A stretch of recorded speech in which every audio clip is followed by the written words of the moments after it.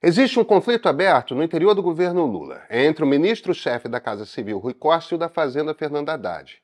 Há 2 semanas, por exemplo, Haddad soube da demissão do presidente da Petrobras, Jean Paul Prates, pelos jornais.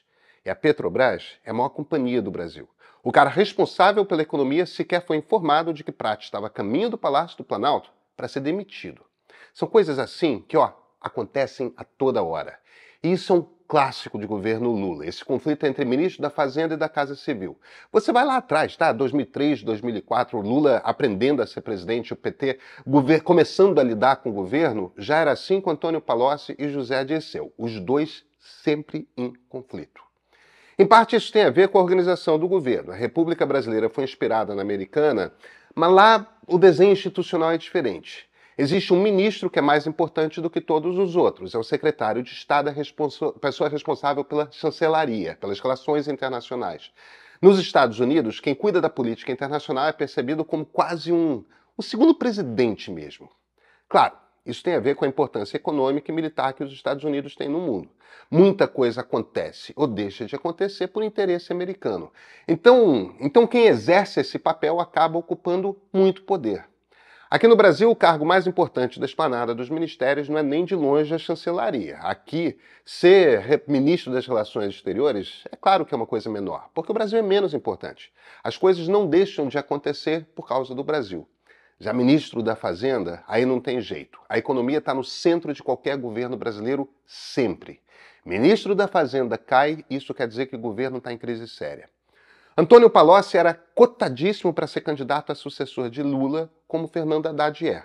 Lula, aliás, acertou muito em um traço de personalidade que o Haddad tem. O cara é calmo, é temperado, não faz rompantes. No Brasil, para lidar com a economia, precisa ser assim. Ministro da Fazenda mal-humorado, que fica zangado muito rápido com provocação, fala bobagem, e aí os mercados sobem, descem, dinheiro se perde. Não dá. Haddad é cuidadoso. Rui Costa não é. Rui Costa é dado a rompantes, grita nos corredores do palácio, ataca as pessoas. Esse cargo de ministro-chefe da Casa Civil, ele é importante. Os americanos chamam ele de Chief of Staff, chefe da equipe, porque é isso mesmo que o cargo traz, a gerência do governo. É quem é responsável por fazer com que os ministros trabalhem em conjunto, por exemplo. Isso inclui, claro, cuidar da agenda do presidente da República. Precisa mesmo, tá? Alguém precisa ter uma compreensão clara de quais são os objetivos estratégicos e, portanto, quais são as prioridades do governo. Mas é poder que não acaba mais. Qualquer ministro, deputado, senador que queira falar com o presidente precisa marcar a hora. Quem marca a hora e o dia é o ministro-chefe da Casa Civil. Se alguém deseja te atrapalhar, não tenha dúvidas a respeito de quem vai ser. O ministro-chefe da Casa Civil. Então parece que é uma dinâmica meio encomendada e inevitável, né? O ministro-chefe da Casa Civil e o ministro da Fazenda vão disputar influência, poder e, portanto, vão estar em conflito. Só que não precisa ter necessariamente assim. Isso não existia no governo Dilma, por exemplo. Tudo bem, tem muito a ver com o fato de que Dilma era ela própria ministra da Fazenda. Quando foi Joaquim Levy, por exemplo, no cargo de quem ela discordava, ela própria fazia o conflito. Mas com outros a relação era bastante mais suave. O ponto aqui é que Lula gosta do conflito acontecendo embaixo dele. É um estilo de gerência, de comando. Ele gosta de subordinados disputando espaço e a sua atenção. Ele costuma botar no comando da Casa Civil pessoas com temperamento conflituoso. Foi o Dirceu, por exemplo, como foi a própria Dilma Rousseff, outra que gerenciava na base do berro e do xingamento. Os ministros a odiavam, como os ministros odeiam Rui Costa. Esse tipo de tática de gestão pode ter vantagens, tá? Mas quando o Brasil está rachado e domar o Congresso Nacional é quase impossível, atrapalha muito, imobiliza o governo. Vamos conversar? Eu sou Pedro Doria, editor do MEI. Agora, papo reto aqui. Sabe, nosso trabalho é esse. Trazer fatos, dados, análise num universo onde já tem desinformação demais. O meio é importante para você.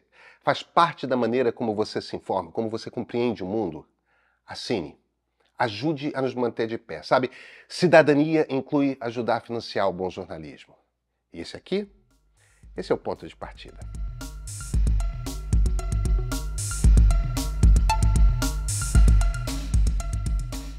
Essa gestão por disputa tem algumas vantagens, tá? Uma é que estimula a competitividade. Isso quer dizer que as pessoas querem mostrar serviço, ultrapassar as outras, ficam na disputa mesmo. Isso desencadeia num processo que pode levar à inovação e criatividade. Então, se você vai às livrarias buscar livros de técnicas de gestão, ó, vai encontrar quem defenda. Só que tem alguns problemas aí. Na empresa, o clima organizacional fica super tóxico. Ao estimular a competitividade dentro da equipe, reduz a capacidade de cooperação. É todo mundo contra todo mundo. Perde-se a noção de estratégia mesmo, de uma meta comum. Todo mundo fica buscando o reconhecimento imediato do líder. Porque é isso, né? Esse estilo de gestão é como aquele tipo de família com muitos filhos, todos enciumados, disputando no tapa a atenção do pai ou da mãe. Da maneira como Lula gosta de fazer esse troço, é pior. Porque ele põe no cargo central do governo a pessoa mais geradora de conflitos. O Dirceu tinha uma diferença, tá? Ele era principalmente um homem de partido, um cara que gosta de briga sim, mas antes de tudo era um analista político mais frio. O principal trabalho que ele compreendia ter era fazer com que o PT permanecesse no governo por mais e mais ciclos eleitorais. Dilma já não era assim. Ela é uma pessoa que tem aquele traço meio mandão, impaciente, grita com tudo quanto é subordinado. E o Rui Costa é igual. Rui Costa ainda tem outra fissura. Ele gosta de poder, gosta de exercer poder e quer o poder para ele. Quando você bota para organizar o trabalho de todos os ministros alguém que se vê numa posição em que quer disputar o espaço com esses mesmos ministros, não tem como dar certo em governo algum. Nisso, o Rui não tem nada a ver com Dirceu ou com Dilma. Os dois eram conflituosos também, mas de um jeito ou de outro não estavam numa disputa de espaço com todo o ministério. Dirceu tinha por foco manter o PT no poder. Dilma tinha por foco fazer o plano de aceleração econômica, o PAC, andar. E Rui? Qual o foco de Rui Costa? Às vezes parece que a coisa mais importante para ele é fazer a Unigel se dar bem. Que Unigel? Calma, a gente chega lá. Em parte, essa coisa do Lula de botar o ministro da Fazenda em disputa com o da Casa Civil tem a ver com uma idiosincrasia petista. O partido conta para si uma história de que responsabilidade fiscal não é tão importante assim. O problema é que é. Então, quando o Lula coloca na Fazenda alguém preocupado com manter o balanço das contas do governo, como era o Palocci e como é o Haddad, ele põe outro alguém para, digamos assim, defender o PT, defender o partido. Ou seja, ficar enchendo o saco do ministro da Fazenda que está tentando trabalhar. Ministro da Fazenda petista que faz o trabalho direito precisa gastar uma quantidade imensa de tempo e energia se defendendo do próprio PT. E acaba cedendo pra caramba. Vem com cargo. É meio inacreditável que o governo não seja capaz de defender numa só voz sua política econômica, mas com o PT é sempre assim. Quanta energia vai embora à toa.